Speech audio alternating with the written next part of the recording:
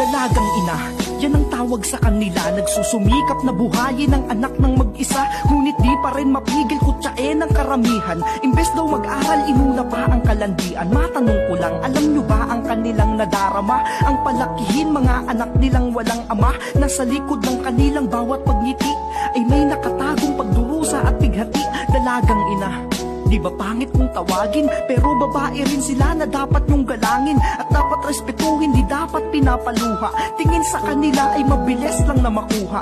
Dahil ba sila ay meron ng karanasan? Di na dapat seryosuhin dahil sa nakaraan. Kung yan ang tingin mo sa kanila, pare, mali ka. Nagmahal lang sila, di ibig sabihin nun malandi na. Isa kang takinang ina, yan ang lagi mong iisipin.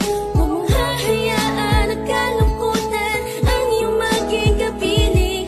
Ipakita sa iba ang tatag at maging inspirasyon.